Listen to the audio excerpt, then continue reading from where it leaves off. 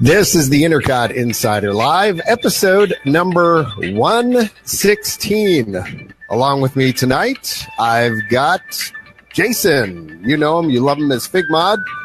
Hey, hello. Jason. Hi there. Good to see you. And Cindy Jachrimo, live from Florida. How you doing? Hello. Hello. Hey, good evening to everybody here on the Facebook Live platform and out there in podcast land, USA. It's good to have you along with us. Oh, and Katerina's with us tonight in the background, if you can't see her. Say hi, Katerina. Hi. Good to have you, Kat. We decided to do a Sunday night episode here. We're going to cover a little bit of news and also look for your user questions. So start thinking them up. And we'll be taking them a little bit later in the show. But without further ado, I'd say we jump right in and start looking at the news. And with that, you know him, you love him. Jason, what's going on in the world of D right now? Hi there. Hey. So, hi.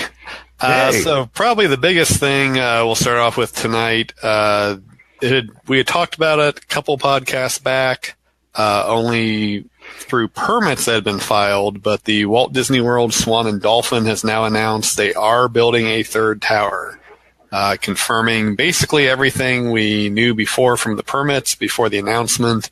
It'll replace the tennis courts over by the Swan hotel currently. We have got the concept art up on the boards that they released in the press release. It will be a 14-story tall tower. But so far there has not been a different name announced for it. So it might be just an extension of the Swan, since that's what it's closest to. Right. A lot of emphasis on meeting space. There being more meeting and conference rooms added. So this is the one that a few months ago when we were talking about it looked like the office building. Right. In Washington, D.C. or something. Correct. Yes. Right. And So, still does. still does. Still looking a little conferencey. So we were looking at it pre-show and kind of, I thought, well, they have a little bit of the coloring possibly of the buildings in it, but it doesn't look like they have a whole lot of theming. Also, it doesn't look like they really have balconies or anything like that. So that's it's a different look. It reminded me a little bit of the the Aventura, the one Universal just put in. Yeah. It's kind of got that same sort of exterior, like all glass exterior. Right. But at least theirs had a unique form to it. This one is just very boxy. So that will be interesting to see if that's what they stay with. Now, this is going along with a very big renovation to the Swan and Dolphin themselves, where they're redoing all the lobbies. So maybe this will be part of a more updated look once all that's finished. But so far, I don't think there's anything they've announced to the exterior of the two buildings that would make it match this. But we may start to see more of that kind of general look in their lobbies and in their interior designs. right. Didn't they? I was there not too long ago, and I thought they had updated the rooms, at least from what I had remembered them being. This is mostly an overhaul of the two lobby areas they announced. Yeah, and I think that's needed too. I think again they kind of felt a little bit older, right? Especially in comparison. They're definitely dated. Yeah, a lot of the high end. Well, plus, which one was it? The Swan or the Dolphin that had the the waterfalls kind of on each side when you were walking in, and now they just kind of have turned off all the water. I think it's the Dolphin. That's the bigger one.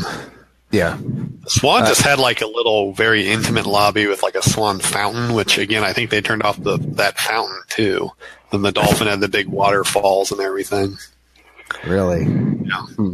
And by the way, Robert is asking, where is Canada? Canada, after promoting the show, apparently has come down with some sort of bug or virus or something, and she's hiding under the covers presently.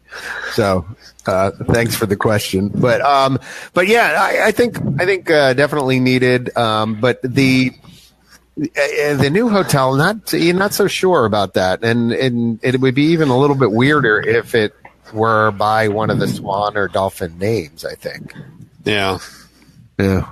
So we'll see. Still, sometime. This was just the first press release, so we'll see if they share more details at a later date. But didn't you say like it didn't even go out like via standard press channels? It kind of because I looked on their press website and it wasn't there. It looks like it was sent particularly to corporate meeting publications. There's a couple journals of corporate meetings. Apparently that's a fairly big industry, and they all picked up the press release for it. So that was, again, that seems to be their focus. This is maybe that's why it's separated from the other hotels. Maybe they got some complaints from some of the more smaller meeting goers that it was too, busy with tourists and such. So this could be their way of isolating that a little bit. Yeah, that is a little odd, but yeah. Well, I mean, I guess we'll find out kind of where things are headed in the not too distant future. But yeah, good stuff. Another recent announcement. So if anyone has had the opportunity to do the Star Wars virtual reality experience either at Disney Springs or Downtown Disney in Disneyland, that is created and operated by The Void, which is a third-party company that does these types of experiences. They have announced with Disney a co-announcement that they're going to come up with a second experience called Ralph Breaks VR. So it'll be somewhat timed to the Wreck-It Ralph sequel, Ralph Breaks the Internet. They have not announced where it will be located at, but one of the corporate communications directors did confirm that the Star Wars experience will not end as part of this edition. So it sounds like this will either be added at a second location, or because it is virtual reality after all, this could just be now an option. When you get there, you will be able to pick between either the Star Wars or Wreck-It Ralph experiences. Yeah, have either one of you done the Star Wars experience? We haven't done it. I should probably go by and try it out. I mean, I think it sounds like to me, except for the cartoon fact of it, Wreck-It Ralph is obviously very well themed for that, since that's the whole idea of the movie, is being in the, Ralph going out into the internet. Yeah, it seems to fit the whole thing. So, yeah, I haven't tried it either, and I really don't know anybody who has. So. I don't know anyone who has either. I'm gonna have to do it. We should take a poll. Has anyone tried that? Put a poll if you're listening here, or put a poll up on the page, maybe too. Yeah. Have you done it? Right.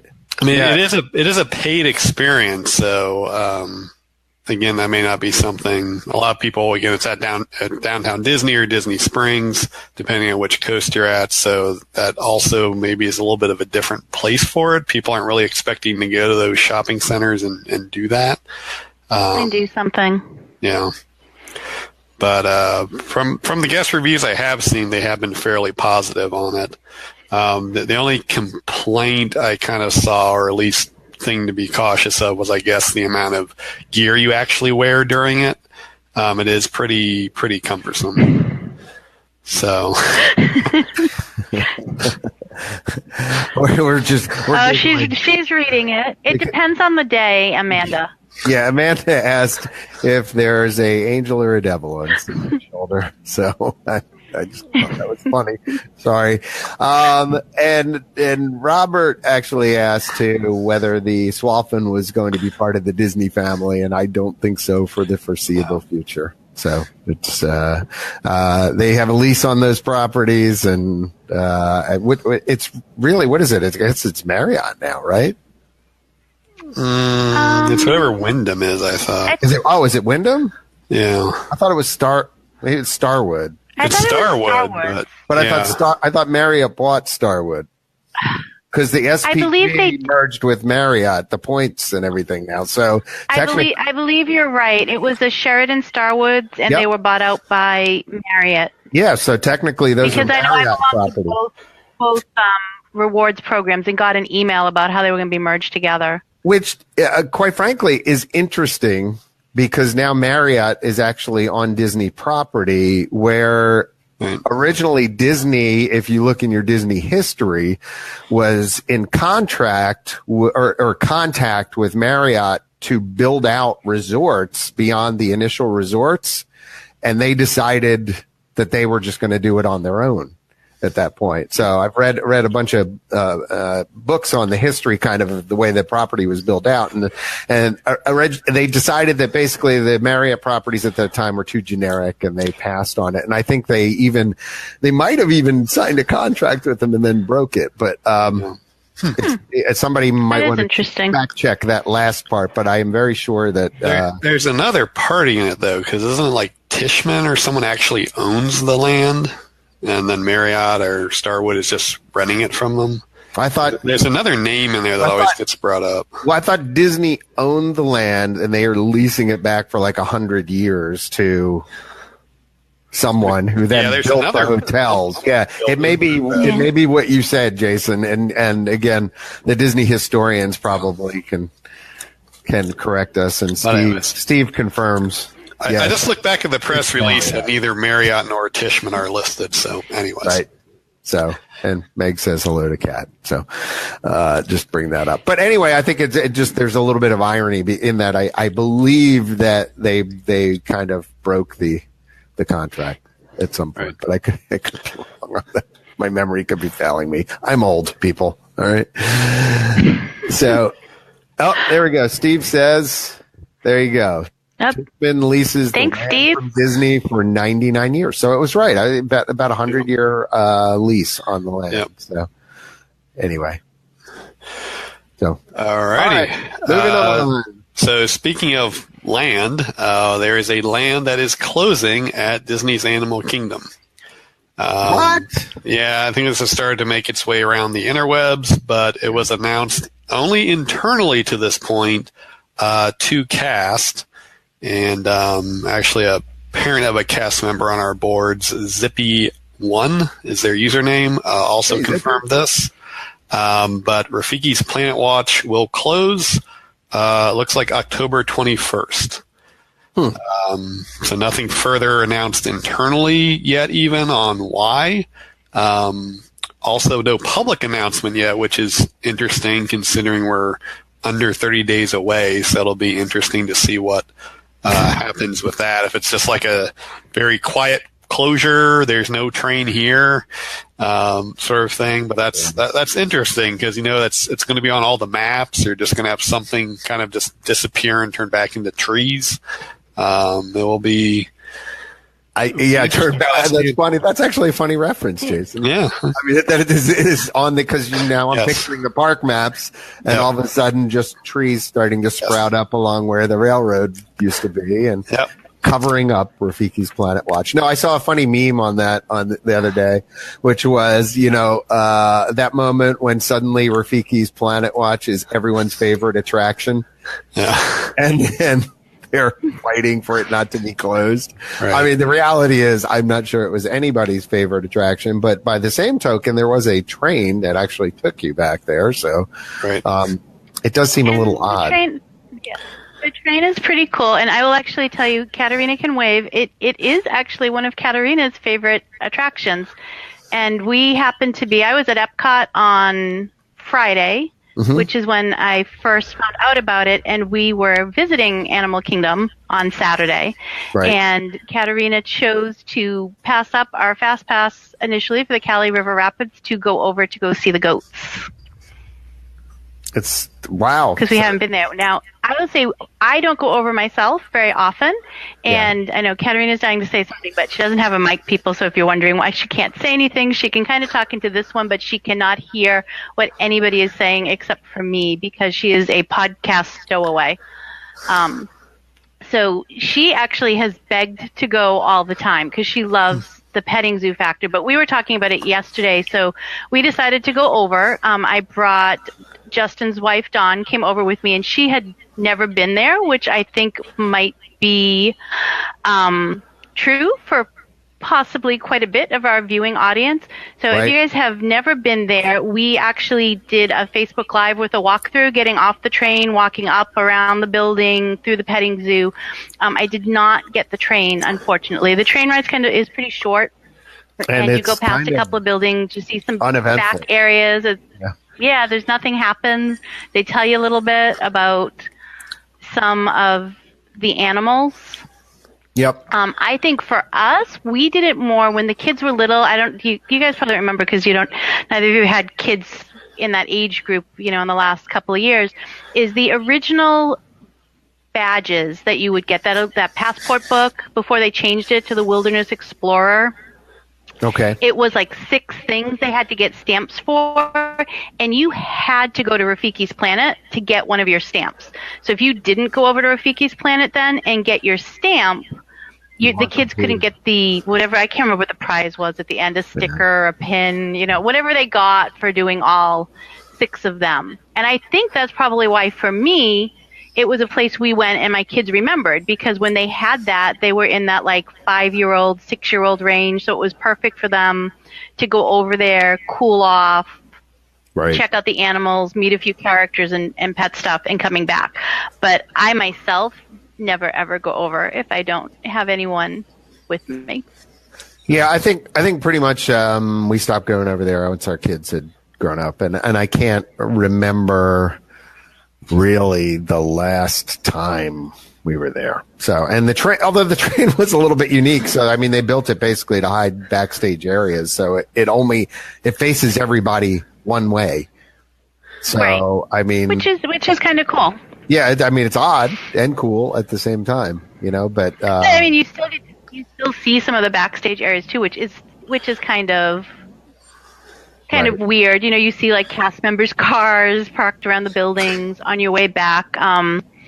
I will say I hadn't been for the last time I had been before was probably a couple of years ago, actually, when Katarina was in first grade and she's in 5th grade this year. We went there on a field trip, and of course all the kids wanted to go over to the petting zoo, but we haven't gone on very much since then. There is still one of the Wilderness Explorer places over there, but again, that's not mandatory anymore for them to get their thing, to get their little prizes. Right. And nothing much had changed. You have some of the animals behind the windows. You still have the sound booths where you can hear sounds.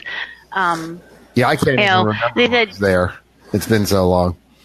The petting zoo is pretty much mainly goats. Yeah. Okay. It's goats. There's some, I don't know if they're burros or donkeys. There's a couple of pigs, some other, antlered animals. But the goats are really the thing that can be there. So I totally get why people don't go a lot, because you're on a vacation.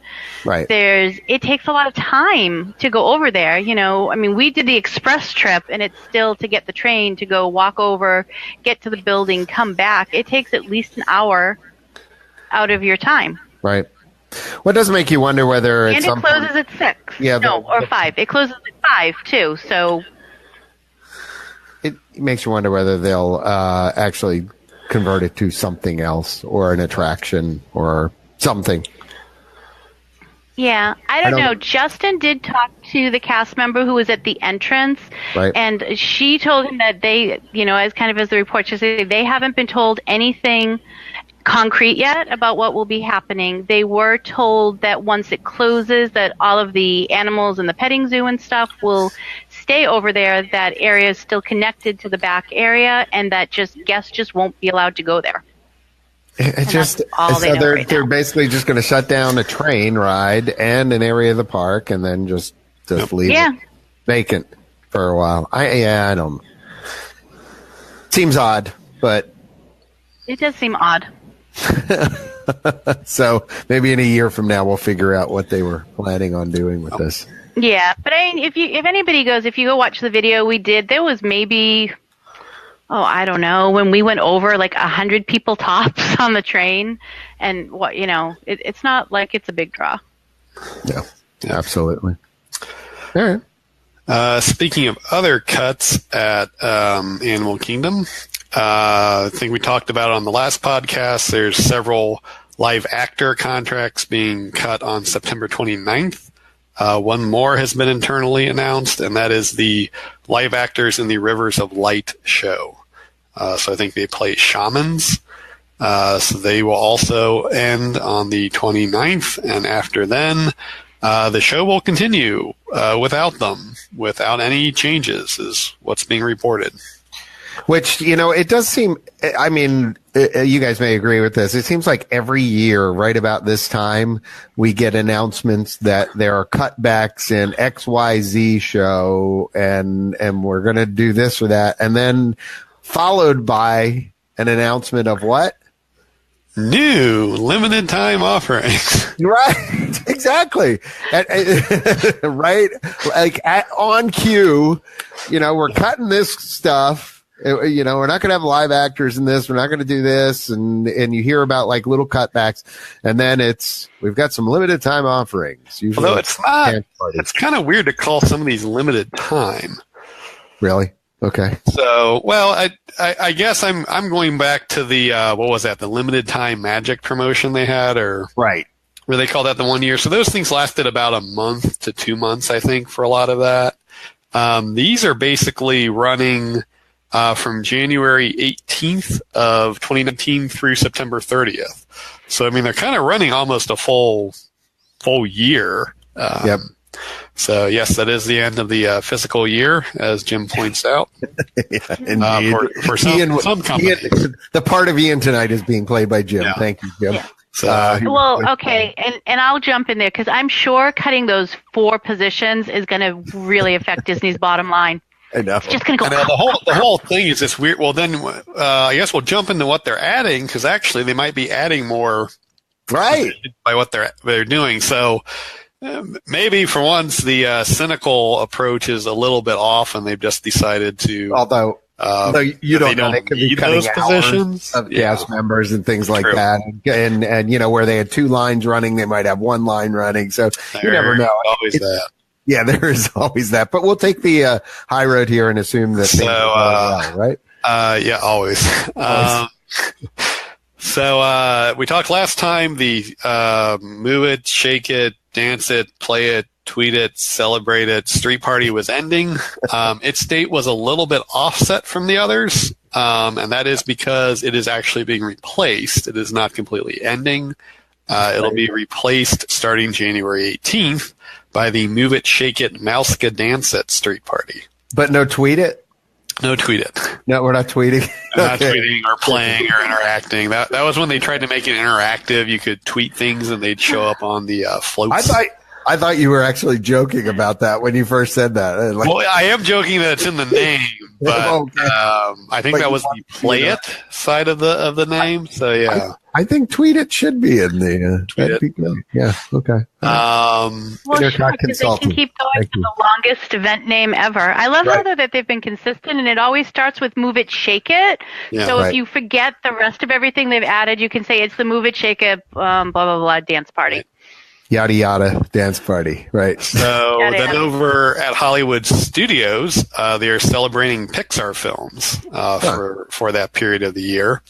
So starting January 18th and again running through September 30th will be a Celebrate the Incredibles, which no details on what that is, but the key point here is it'll reopen Pixar Place. So Pixar Place, which was recently walled off as part of the Toy Story Land opening, will be reopening with this seasonal, if you will, entertainment offering. So no details on what that is yet, but obviously there's quite a bit of space back there for them to do that. Then they also included it as part of this announcement, but Star-Lord and Groot, Baby Groot, excuse me, meet and greet is going away. It'll be replaced by Mike and Sully from Monsters, Inc., of course. And character cast are reporting this will be the same meet and greet, essentially, that used to be on the streets of America before all the Star Wars construction started. Then over at Animal Kingdom, they're doing a celebration of the Lion King, again from this January 18th to September 30th period. So far, they have only announced the details that there will be a Hakuna Matata time dance party. There will be multiple photo spots set up with scenes from the movie. If anyone saw the Incredibles ones they set up as part of the Incredible Expo in Tomorrowland, it'll probably be something like that. And then just more details to be revealed, but they're stating that'll kind of be a big celebration there. So all that announced for 2019 dates to be started. Right. So it's Dance Party Central. Dance Party Central, yes. Pretty much. Dance, dance, dance. No, it was the Epcot dance party that you saw the other day, Cindy. That wasn't on that list or anything, was it? It was just a dance party somewhere. It was just it was a dance party. It was really weird too, because I was there over for food and wine, and I probably had heard that it was there, but I didn't remember. And they come in and they set up these screens. Like the screens aren't there the whole time. And in the video, there's like the jumbotron, and there was little circles that say like the dance party thing. Those weren't out earlier either. And I was over, it's like if you're looking towards World Showcase and you go to the right, kind of behind where Club Cool is and the Butterfly House usually goes. Okay. So that's where they have one whole section. They always have that extra section set up over there for food and wine. There's like a set of 3 places that have food there, and then another place right there. So I was all the way over there, and I could hear the music, and I was like, "What in the world is that?" So I went over to check it out. Right, and there you have it. People shaking their boots. It was a dance party. Right, indeed, just a pop-up dance party, apparently. Pop-up dance party just out there in the middle. It felt really weird. Like it makes sense to me that that's where it was, because it's in front of the fountains and they have a big open place. And I don't think have either of you ever been able to go during the January festival, the International Festival of the Arts? No. Last time I went they set up stuff there too for that. Like usually during that festival, a couple years ago, they had live statues set up there. So they do use that area to put specialty things in, and it is a big open area.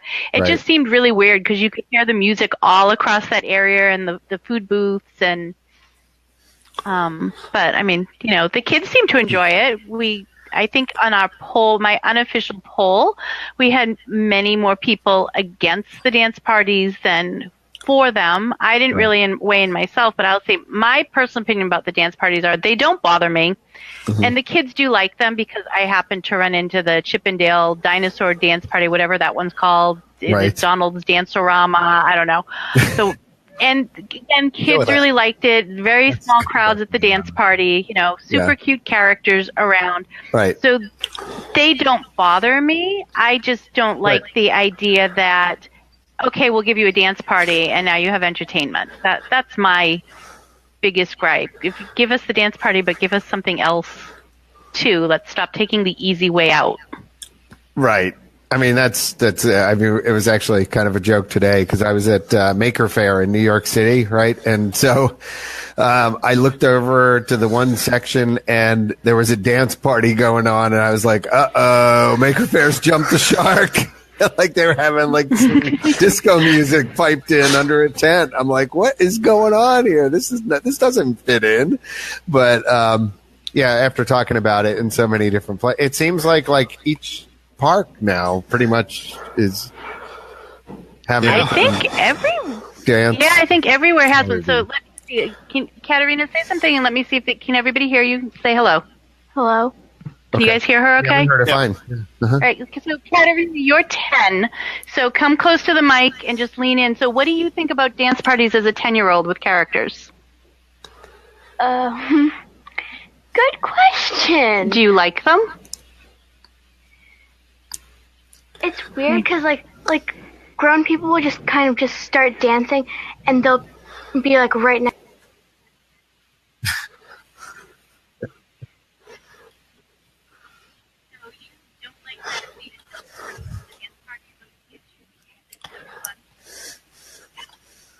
Makes sense to me.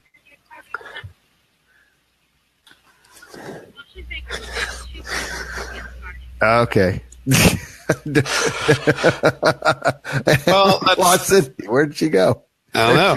I don't know. Somebody hit the wrong button, but that's okay. She's coming back. Let's kind of a good transition, talking about kids and characters and adults and characters.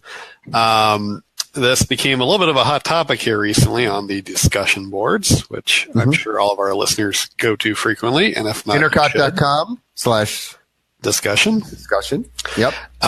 So at Disney's Wilderness Lodge, they recently announced that Artist Point will be adding a character meal. So Artist Point previously has been pointed out by many as one of the more romantic adult restaurants on property. So there was a lot of feedback saying they didn't like it was becoming a character meal. But there was also a lot of feedback saying they liked it because it's going to be a Snow White character meal, which is, I guess, something a little bit unique on property right now. So the characters will be Snow White, Dopey, Grumpy, and the Queen. Will all be part of that character experience. So they didn't give an exact date when it would start. They just said winter. So I'm not specifying if that's winter 2018 or 2019, since that season does split the year. But that is coming. So a lot of InterCotties shared their thoughts on that. Some obviously liking the addition of another character meal, as those can get quite crowded. Right. When trying to book things, 180 days or less in advance. Others not real happy about it because that was, a favorite sort of spot or reprise to get away from sort of the kids at Disney World if you wanted to have a just adult dinner somewhere. So, right. Yeah, I mean, on that. People love their character meals, so yep. I mean, it's not surprised we're getting more additions there. So, not at all. I don't know. I kind of have mixed feelings about it. I mean, I don't know about you guys. I have actually never eaten there myself. I've stayed at Wilderness Lodge a couple of times, but I've never eaten at that particular restaurant. So I don't know. I mean, to me, I guess what it says, we'll see, and I know Jim, we have a comment there from Jim. To me, it says that exactly what Jim just said. It has to not be busy enough for them to be putting a character meal in there to try to get people in. Like if it was full all the time and they were doing great, I don't think they would have a need to put a character meal in. It's not like the prices there are cheap at that restaurant. So. Right. Yeah, I mean, if we've learned anything, certainly economics plays a heavy role in deciding what to do with things a lot of times. So that it mustn't be visited as much as they'd like. So yeah, figure they can make more money this way. So, yep, makes sense. Some other additions. So we've kind of noticed a trend. We've talked about it here about more kind of outside of regular park hour hard ticketed events. So those are continuing. So Disney After Hours, which is the event at the Magic Kingdom, where you get Mickey bars included in your park ticket admission and access to 25 attractions. That takes place generally at park close, which can be anywhere between 8 and 10 p.m., and then an additional, looks like 3 hours of extra park time. So they've announced dates on this for late 2018 all the way up through spring of 2019 now. So the latest date is actually March 7th, 2019. So those dates have been announced, and those tickets are on sale.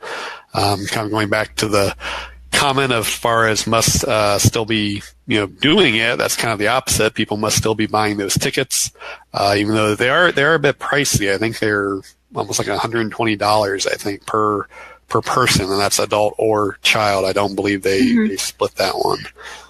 Yeah, that sounds right. If you're an annual pass holder, you get $30 off. So.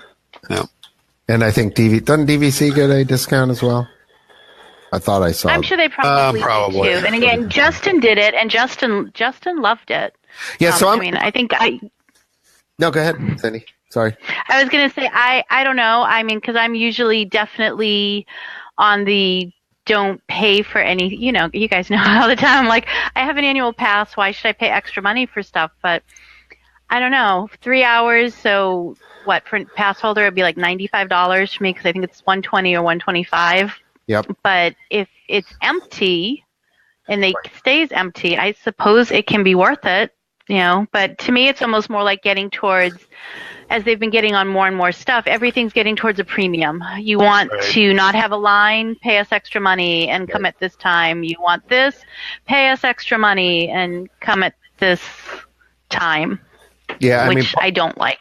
Part of me hates that, and then part of me goes, well, I'm bringing my wife down in about another week or so from now, and I can tell you, if one of those nights falls on the time where we will be there, she would be all over that, like, because she hates crowds. Yep. So the chance to do the rides without having the hassle of a ton of people around, I think, you know, we would hop all over that, even though it would cost an arm and a leg for one night or whatever. I think we would probably do it. So I think that's kind of what they're counting on, you know, people like that. I was to say, perfect for like you guys, right? Or like if I was just going with a friend, because there's two of you, so yeah, it's expensive, but for a night out for the two of you for $120, you know, to something, that can be worth it. I'm not sure I'd tell her how much it costs. Yeah, but so don't worry about that, honey. It's included with keeping it just right. Yeah, but just keep eating Mickey bars. I'll tell you why later. Just there take a you whole bunch of those. Hey, because you do get free stuff, my husband could probably eat $120 worth of Mickey bars. Yeah. Nice. I'm sure he could. So speaking of those, and speaking, you know, are they worth it or not? We can play Price is Right again for this next topic. So there's another hard ticket event just got added. It started September 17th. It's at Disney's Hollywood Studios. All right. It expanded Disney Early Morning Magic has been expanded to Hollywood Studios. So this hard ticket gives you exclusive limited time access to only Toy Story Land. So it's 3 attractions, Slinky Dog Dash, Alien Swirling Saucers, Toy Story Mania. You do get access to the character meet and greets. And it does include a continental breakfast at Woody's Lunchbox. Oh, okay. All right. And how long? How much time, Jason? Are you there? That's what I'm looking at. It's 7:30 a.m. to 8:45 a.m. But the breakfast you get is available until 10 a.m. So what is that? An hour and 15 minutes of exclusive time. That's it? Okay. Yeah, that's it. Okay, so anybody who's viewing, go ahead and put your guesses in the chat window right now. And maybe we should go on to something else and come back or something. I don't know. Yeah. How much do you think an hour and 15 minutes in the park with 3 rides and and a continental breakfast at the lunchbox costs? Well, we need the Price is Right. Yeah, I know. Price is Right song. All right. Well, let's see. We've got at least Patty has chimed in, saying $69.99. All right. Steve says $79. Jim says morning's too much effort. Is that like the $1 bid? Yeah. And Marcy just says her friends did that and loved it. Did Slinky Dog 8 times. But what do you think, Cindy? Where are you? I was going to go with $65. Really? Amanda says 49. Yeah. So you said 65? Okay. 65. I'm liking Amanda's guess there. But I'm going to add another 10 to it. I'm going to say 59. Okay. I'm thinking the Starks cheated because they each guessed one of the prices. The adult ticket is $79 and the child ticket is $69. Cheaters! Patty, or just very good guessers. I like Beth's comment. Whatever it is, nope. It's a no. And Jim Lawler I think guessed that everybody overbid. that will bid at $1. So so $79 for adults, $69 for children. For an extra hour, essentially. Okay, so based on that, Marcy's friend who got to ride Slinky Dog 8 times paid an average of almost $10 a ride. So we'll knock off $1 for continental breakfast. So $8 a ride and $10 for breakfast. And Patty and Steve are claiming that they did not cheat. Sure. They're really good guessers, then, I guess. Just happened to be right on the nose, both of you. All right. Okay. Still love you guys. Yes. Anyway. No, yeah. Wow. $10 a ride, huh? Well, that's like riding the Cyclone in Coney Island, right? Yep. So, plus you got breakfast, too, if you had time to do it riding Slinky. I mean, could you eat 8 times I guess you could in about an hour and a half. You could probably get on 8 times. Right? Yeah, if there wasn't that many people there. Yeah. If you were just. And your breakfast is till 10, so right? So I guess you have to ride over and over again from 7:30 to 8:45 and then you go eat. Right. Steve claims they just know Disney marketing. That could be. All right. It's entirely possible. Yeah, I did the one at Disneyland, their Disneyland After Dark. I was lucky enough to be there in May when they did the second Star Wars event. Right. I probably would not have liked the first one so much, considering it was sold out. The second one, not really. And I think it was about $100 for, 2 to 3 hours, but I basically had Disneyland to myself. It was crazy. I got my own Jungle Cruise ride. That was kind of neat. Right. So, those types of experiences are different, because at points I'd turn around and I would look back and there was no one, behind me as far as you could see. So it was very, very interesting experience. I lucked out a little bit because that was, again, kind of a unique situation, but where they added that second event that I think a lot of people weren't expecting, that had already gone to the first one. But, cool. But yeah, there are benefits to those types of events, because they do tend to limit the attendance to some extent. Yep. No, it makes sense. So, hey, while I'm thinking about this, so if you are watching the podcast, if you look at the post in the Facebook feed, the original post, in the upper right-hand corner, there are 3 dots. And one of the things you can select is to be notified every time we go live. So be sure and do that, so that every time we have one of these shows and we take your questions and we go and do a podcast live, you get notified. So just wanted to throw that out there mid-podcast to remind people. I'll try and do that in the beginning from now on. But what else do we have? A couple of food updates. Before we go to listener questions. By the way, get your questions ready. Okay? We'll so 4 questions. But we got to get out of here on time for Cindy. Yep. So starting at We're doing fine. Okay, good. Kringla Bakery Og Cafe. That sounds French. Which is in Norway. It's the Norwegian bakery and pastry shop there. It just reopened from a multi-month refurbishment. Wow. They did say they were going to expand the bakery, which they did. What they did not expand, though, was the seating area.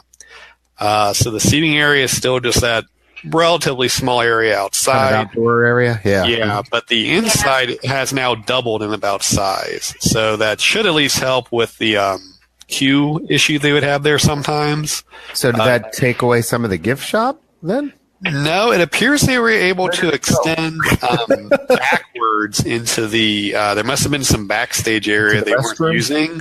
I don't know. I'm trying to picture where they went. They must have pushed the kitchen and everything back further or something, or just rearranged it. Sometimes it's bad interior layout and they move some things around. So there's a dedicated queue inside now, and it looks like it's about maybe almost double the interior size that it used to be. So far, everything seems to have come back that people liked so much. School bread, the kringla, the pretzel-like pastry, Viking coffee is all back. You know what? I got it. Really. Next time I'm there in 2 weeks, I am doing the school bread and I am doing the Viking coffee, because I've done neither one of those ever. Right. Really? Starting to feel like Ian and It's a Wonderful Life.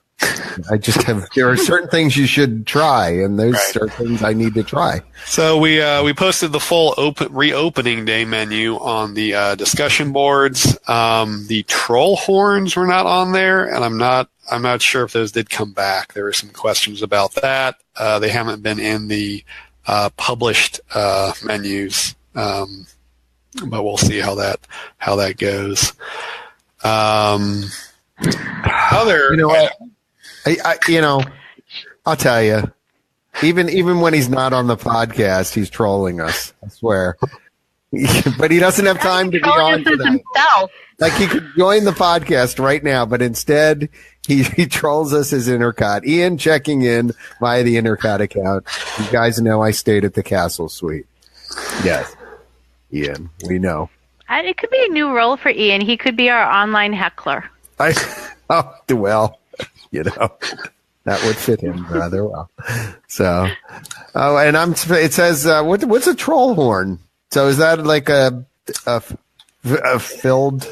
Yeah, I think it was like a cream horn, basically. Was my understanding of it. Yeah. Okay. All right.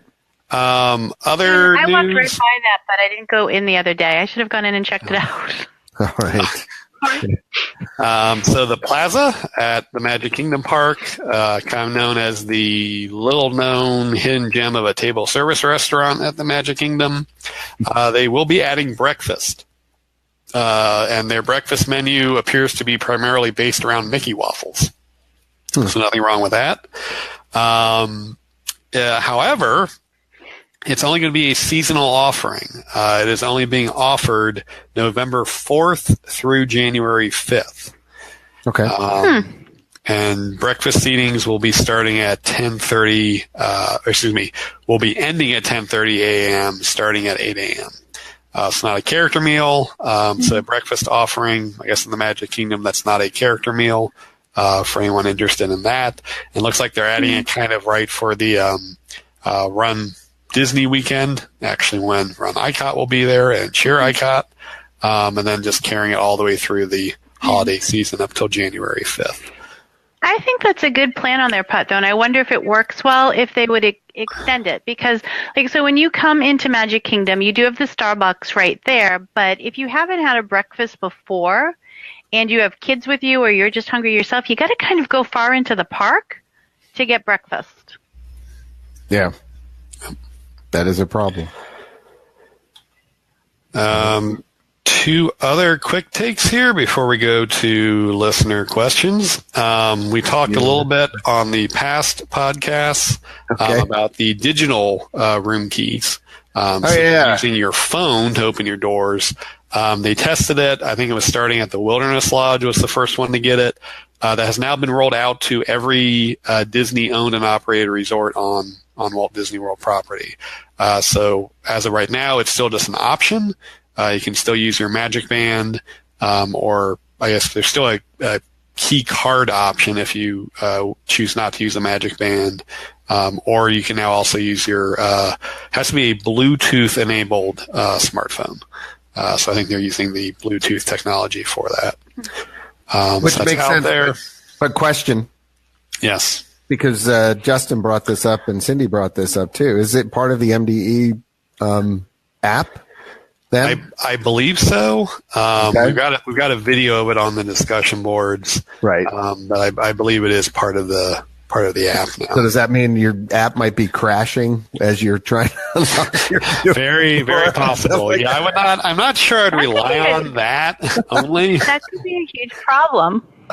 Well, Cindy, I mean, tell us, because you and Justin over the last few, and who's traveling, I think, back to New York right now, but had mentioned. He left this afternoon to come home. Yeah, he mentioned. Yeah, we had huge problems with the app, and I actually had problems on my iPad, on my phone, and even on the computer. I was having problems with it, like when I was trying to check stuff to sync up my plans with him because we knew we were going to meet up. I kept getting these little messages on the computer saying, "We're aware some guests may be having problems with our services right now. Please try your request again later," or something like that. I'm like, well, that's great. And then when we were actually in the park, my phone froze several times on the screen. It would open, and then nothing would move, and you could only see half the screen. It would be frozen, half open, like you could see the wait times behind and your plans in the front. Nothing would move. Right. It crashed constantly. Whenever I tried to open it, it would open and close itself, circling, and we both have different phones, different services, right. Different OS. Tried Wi-Fi, tried cellular. Is it like I don't know? do you have Android or do you have iOS? Do I have what? Android or iOS? I have an iPhone. Okay, so you said you have different one. Now, did they also have iPhones or whatever? I'm just curious if it's just one. I'm not sure if Justin has an iPhone or an Android, but his is definitely a different version than mine because my phone's really old. But he was definitely cursing up a storm. He was very frustrated, and I'm going to say honestly, for me, I know sometimes for work and on some other trips I've stayed at the Hilton a lot, and the Hilton is always pushing their digital key. Like they'll send you your little thing, use your digital key, and I have never ever used it because of the same thing. I'm like, what if it doesn't work? I use it all the time now. Yep. Do you love it? I'm staying at the Hampton Inn right now. So I will tell you, initially when they rolled it out, I did not love it. And the reason I did not love it is because you had to open the app, then you had to go in, and then you had to click on the thing, and then you had to press the button. Well, now they've made it that basically when you're staying someplace, the first screen that comes up is your stay, and right down at the button or right down at the bottom is a thing that you press to open your door.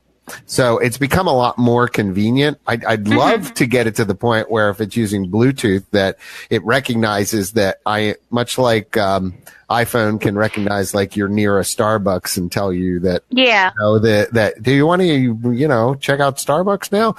I wish it would tell me, okay, I'm right near my door. Do you want to unlock your door now? But apparently that's not quite there yet. But yeah, I actually use it all the time now.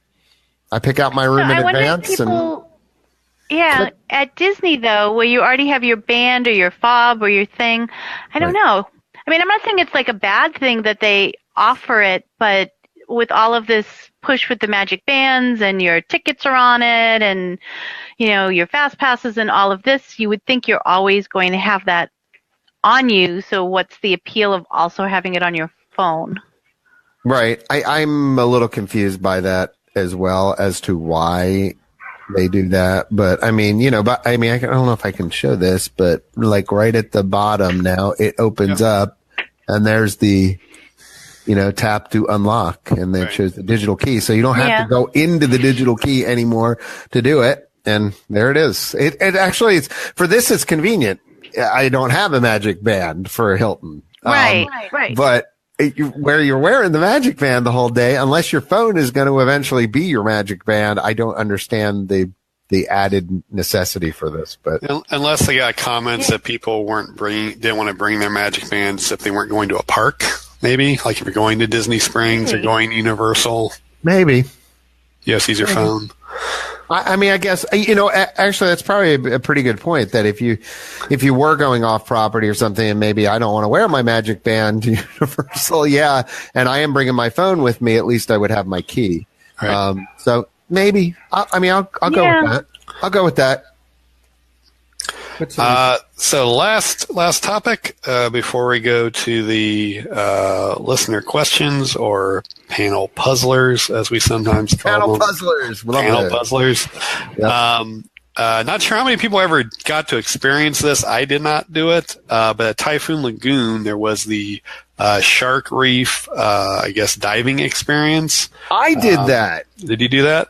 You swam over top of the sharks. Right. And I thought that was very bizarre. I did that once and decided I didn't ever want to do that again. It closed in 2016. And for a while, people were speculating if there would be another attraction to be replaced over top of it. Would they open it, turn it into something else? But now one could say that the future of the attraction has gotten a lot more concrete. because it's been filled in with concrete. They just But gotta go with the bump. So yeah, it's been filled in and basically just turned into more seating area. So I don't know if that's really an issue at Typhoon Lagoon that they don't have a lot of seating, but they now have that whole area filled in. They did leave kind of as just an homage to the former attraction, like Disney does do a lot of times. The capsized ship is still there. So now in the just kind of filled in around it. So now in the seating area, there's this capsized ship just to kind of add to the more of the theming of Typhoon Lagoon. Not really sure. I mean, I guess it's covered in sand, so it looks like it's a beach. So not sure why there's a capsized ship stuck in the beach, but maybe it's a high tide, low tide thing. Right. I don't know. In my warped head, I was picturing like a shark fin sticking out of the concrete. That was horrible. But you said that. Anyway, if that's what I was thinking. Sorry. But no, it was cool. I mean, but and part of me was like scared, you know? I don't know. So I guess it is what it is. It's gone. It now. sounds cool. I never did it. Yeah. Sad. So sad. It's gone. So are we moving on to viewer questions at this point? I believe we are. I believe we are. I mean, we should have probably asked for a question before we did that. But okay. So, well, are there now land sharks in that area? Steve wants to know. Land shark. No. Into a slightly older demographic there, I think, with that one. Right. So, yeah, actually, if you guys have any questions you want us to cover before we get out of Dodge for the evening, we can do that. I realize there is a little bit of a delay going there. Cindy, was there anything else in the parks this past week where you were there? Anything going on? If people haven't seen it on the page, I put up a little bit of I did a little bit of a live for the new Up Bird show. Oh, that's right. I'm going to be honest with this and say I stopped the live because I thought the show was really boring. And I don't know, you guys can watch how much of it that I put up, but I was like, oh, this is not very interesting for people to be watching from home. So they added a whole bunch instead of it just being the birds. There's a whole story where Russell and the dog from Up come out, and it's back and forth with them talking, and very little of the birds doing anything or being seen. A lot more of that. So, okay. I mean, I'm glad I went. We're glad we went and saw it once because we always like to try out the new things, but Cool. it wouldn't be on my recommended list. And it has a fast pass, so please, please, please, please do not waste your fast pass on that. We went in non-fast pass. The main difference is you get better seats slightly with the fast pass. I wouldn't. That big a theater, though, really. On that. Huh? Not that big of a Yeah, it's theater, that outdoor really. theater. Yeah, I know, but it's not. I mean, how much better a seat are you getting? Really? Vaguely, you get the people, the standby line. You go in and you go in and you go to the left. So you're in like the left-hand section. The people with the fast pass get the center section. I'm not sure who gets the section on the right, but so okay. That's total. To me, that was a total waste. Let me see anything else in Animal Kingdom. Not much has changed. We went and it's pretty much Ian said, not a lot else going on there. I actually didn't go over to Ian. Yes, it's a very compelling reason to go to Animal Kingdom. Right. I'm going to say, in all honesty, we had a really fun day there yesterday. I know how much Ian hates that park, but we had a good time. It wasn't that busy outside of the Pandora section, so we got to go on like lots of stuff with just 10-minute rides. I don't know if maybe Toy Story is helping pull people off, or it was also a Saturday, which means at Epcot, I'm sure it was full of people eating and drinking. So it was a good day at Animal Kingdom. I do have a few more pictures for anybody who asked of some of the foods from Food and Wine. I haven't posted them yet. I'll be posting a couple during the week. Okay. So we do actually have a question. What is this called? The panel puzzler or something like that? Okay. All right. Panel puzzlers. Good. So Patty Stark asks, what is your favorite breakfast on property? You'll start. Okay. and and he went away. It was Kona Cafe, and he says Kona Cafe. And there he's back. Kona Cafe and Tonga Toast. There you go. Okay, and Tonga Toast. Okay, you're giving an actual specific thing for breakfast. Now, can we go? Can we go old school or new school too? Sure. Because I'm going to go old school. Sarah Lee Bakehouse on Main Street, USA. Coffee cake and orange juice. All-time favorite. Nothing to this day. Even like this past week when I evacuated Hilton Head and went to my mom's house, she had the Entenmann's coffee cake that you can get, and had that with orange juice, and immediately transported right back to my youth. Main Street, USA, getting that for breakfast. So, even though it wasn't Sarah Lee, but fantastic. So, that would be my favorite. And I'm kind of torn on my favorite because I'll be honest, we have not been doing breakfast as much because we have definitely been switching more to doing day trips than overnight trips. So we don't get breakfast as much as the parks. My breakfast is more likely to be Starbucks in my car on the way there than doing stuff. But I would say, so I'm going to go with my favorite breakfast for bringing the kids. And my kids' favorite breakfast has always been the breakfast at Ohana with Stitch and Mickey, particularly because it's endless Mickey waffles, and my children adore Mickey waffles, and that's always their first pick over any of the buffets or anything like that. There's nothing wrong with a good Mickey waffle. So, yeah. But I have to admit right now, I'm like you. I pretty much hit the Starbucks or something and get like a breakfast sandwich now.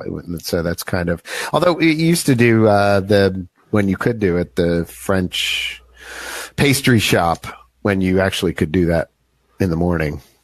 They would open that up early in the morning and do that. And I would do that. So that's always a good choice at Epcot. Yep. All right, let's move on to the next one. Amanda wants to know, is there any more gondola information? I thought it was confirmed. No AC. The gondolas are like ski gondolas. They are detachable and move fast. And I think pretty much everything we've seen, right, is pointing to the fact that, there are no AC. Nope. There will be ventilation, but no audio cooled ventilation. Right. And audio. Electric systems, I guess, is what was really confirmed. But. Yep. So, I mean, that's another thing that just seems so odd to me, that whole thing.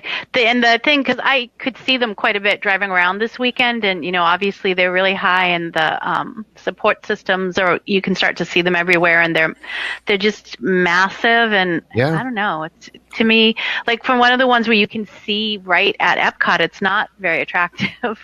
Right. No, I mean, I'm with you. I don't quite get it, but maybe it'll all, come together at some point, and it'll make sense to all of us. There's, a lot around that's not very attractive. If, like, you guys are going to Disney, you have that Guardians of the Galaxy building in cranes is just huge, and the Epcot parking lot.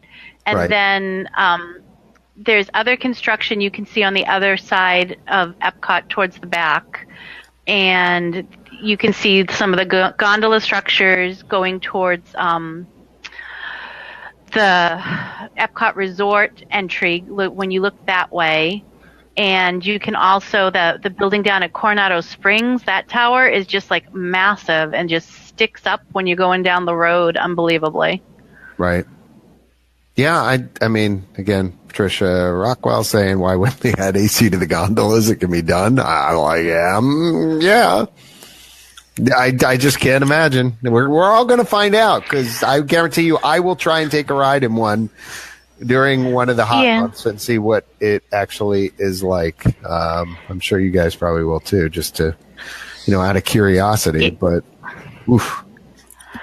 I can't imagine either. I mean, so I'll hear. So today is what? Today's September 23rd. So the last 2 days at Disney, it was like 90. I mean, it's September. Right. It's been September still. It was hot when I was down there. Yeah. A week ago. I mean, really hot. So I don't know. I just don't know. Anyway, moving on. Let's go to Jim Lawler's question. Has anybody gone into the Wonders of Life Pavilion? Sorry, Festival Center. Explain to me why it's not used year-round. Anybody want to take a stab I at can't that one? explain why they don't use it. I did go into it for food and wine. I don't know if you have any additional question with that, Jim. I went in. Nothing has changed for the Festival Center. When you go in, they've got the same things set up. You walk in and they have one food booth in there. They've got the section where they do the displays. They've got the chocolate in the back. They do have a special little pass holder section in there now, where they used to have that little theater where they would do some of the food and wine presentations, since they don't use it regularly anymore. You go into there and you have to go there to get your pass holder magnet the first time you go during food and wine, and you go back there when you get it for the fourth time. That's where you go and get your little miniature cutting board. Right. They have I did a bit of a live of the shop in there, which is where you can get some of your pass holder merchandise if you're stupid like me and felt like you had to buy the pass holder picture for an unknown reason, even though you don't need one. Kind of like most Disney souvenirs. Do you really need them? It seemed like a good idea at the time. That's usually what they do. They do seem like a good idea at the time, and then there's that. So yeah. What are you going to do? But I mean, the building is for, if anybody's been in there, if you just go into the restroom while you're in there, that building is very dated at this point. So I don't know what else they would use it for other than festivals or sort of things. It's definitely not in a state, I think, where they could put something in there again right away. It would be a major rehaul. They filled out all those permits a while back and even had job openings to look for interior designers. And obviously nothing has come of it so far. So maybe after the Food and Wine Festival ends, we'll see some construction. But yeah, or the project was canceled. That does happen sometimes. It does. It does indeed. So Patty asked who's going to be at RunICOT in a month. So we will be down there over my birthday weekend. What are the official dates, Jason? It's like the 1st through the 4th? The 5th, I think, or 4th, yeah. Let me look. Something like that. I have it on my phone. We're still waiting for the official courses to be announced to be able to let you know where exactly to join our cheering section and things like that. But we should have that information pretty soon, I would imagine. Yeah, so I believe it's the 5Ks on the 2nd, the 10Ks on the 3rd, and the half marathons on the 4th, which is the Sunday. So it probably does officially start the 1st, because usually they have the expo open the day before. Right. Maybe even Wednesday, yeah. So, yeah, no charge to attend the RunICOT cheering group. Unless it's in the parks, in which case you have to have a park ticket. But, be sure and join us out there. It should be a good time. I know Justin's going to be, from the podcast, going to be running his first half marathon ever, officially, there. He is, and he's going to be awesome. So people give Justin some love on the posts. Well, he's been training really hard. What's cracking me up is I think he's training to beat me. I'm not even joking about that. I think he's looked at my times and suddenly I'm like, Justin, you're like getting up on my times. What are you doing? Yep, I am. So Justin is very serious.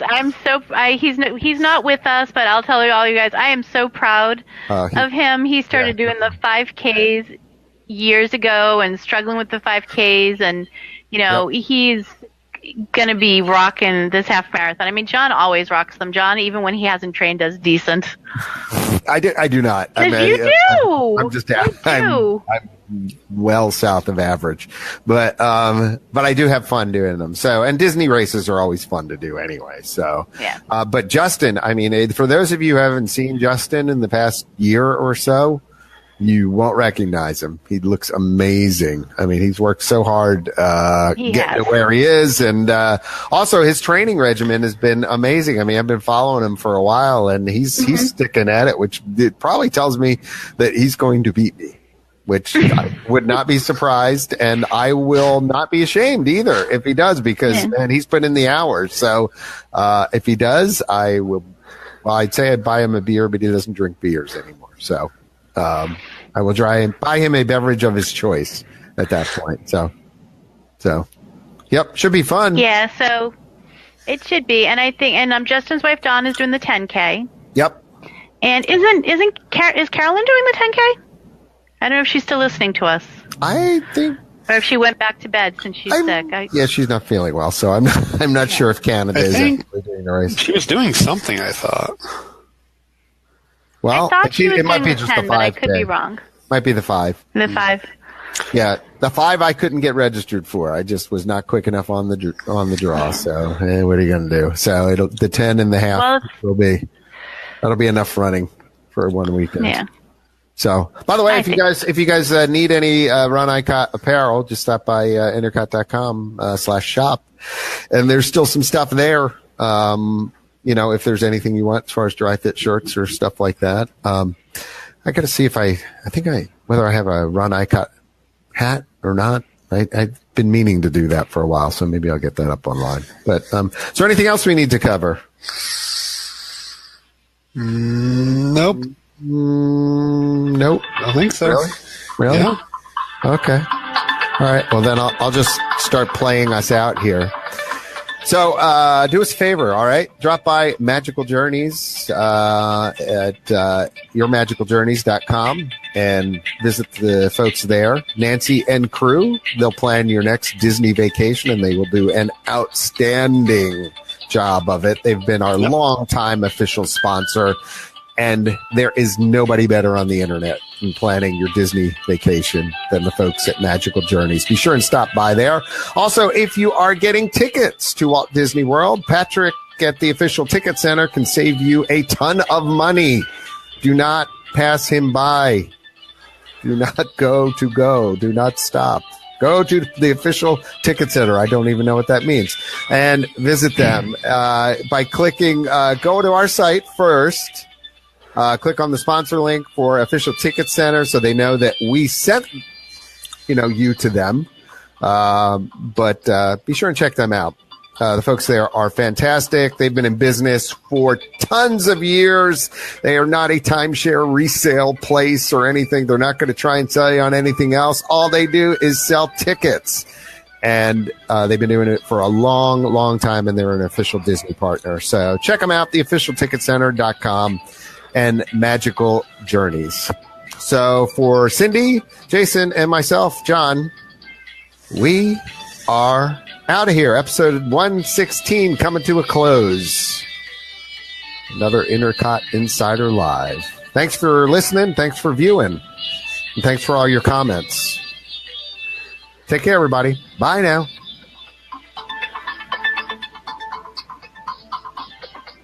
Bye-bye. Bye-bye. Bye-bye. Bye-bye. Like my high-tech sound effects here, folks. You're playing the theme on the iPhone. That's what happens when you're traveling. Quite Bye cutting now. edge. I know, cutting edge. Bye-bye. Bye-bye.